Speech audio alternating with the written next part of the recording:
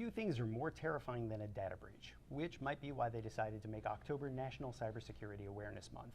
I'm here today with the Association of International Certified Professional Accountants Director of IT Security Strategy, Jay Overcash. Jay, welcome. Hey, thank you. Thanks for coming. I know you have a lot of real-world firsthand experience with designing cybersecurity strategy for businesses. What are some of the key steps that you take when putting together that kind of program? Certainly. Whenever we're coming up with strategy, we tend to break it down into 3 steps. The first step is to identify your data. What's important to you as an organization? What may be important to one organization is not necessarily important to all organizations. Sure. So we focus on that for number 1. Once you've identified your data, we then focus on what types of threats or what type of people might be after that data. Mm-hmm. If you were a military organization or something like that, obviously top secret stuff, and so you might have different state-sponsored actors that want to come after your data. Maybe you are a company coming out with a new product, it might be other companies, competitors that might want to have more information around you, and so that's pretty important to know. The third step is we want to identify what controls we can put in place to address those threats, to prevent them from happening or to detect when they are happening. So some of those controls could be physical, they could be virtual, they could be process related, or they can actually be technology related. So we tend to focus on those areas last. Excellent. And if you are, for example, a small or sole practitioner or a small organization, how do those 3 things change in their implementation? Do you need to do anything any differently? No, the great thing is whether you're a Fortune 500 company or you are small or medium business, it's the same process. It's identify your data, identify what threats or what people might be interested in those, and then figure out what are the best controls to mitigate that threat. And what if you're just not very good with technology? There are plenty of those people out there who just really are not comfortable with it or maybe don't have the experience with it that they could. What does somebody like that need to know and do to be better prepared? So that's a very good question. So most of the time, technology is changing very quickly, so people are a little nervous whenever something's new.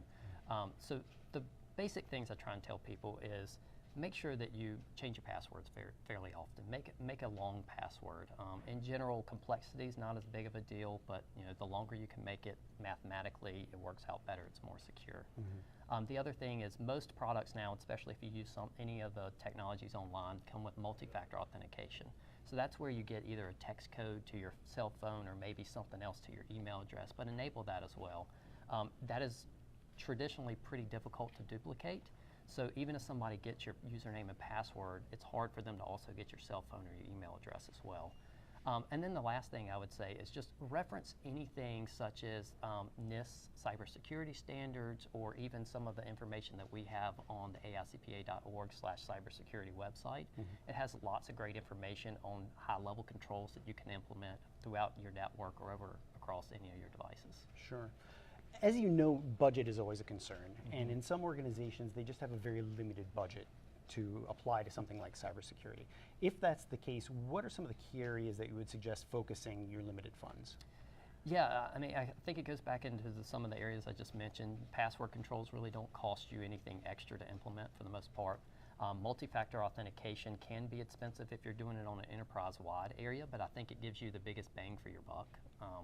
And then just in general, having good hygiene, which is removing people from systems that don't need to access or only giving them the lowest level access that they actually need.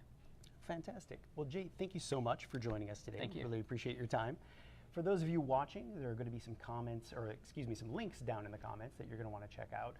Make sure you look for the AICPA Cybersecurity Risk Management Framework, which is designed for organizations of all sizes to deal with the rising threat of cybersecurity.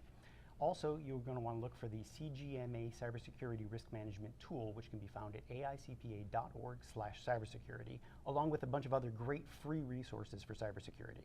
You'll also find links there for our cybersecurity certificates and learning programs, which are great for accountants who want to learn a little bit more about cybersecurity while also earning some CPE. Thanks so much for joining us. Take care.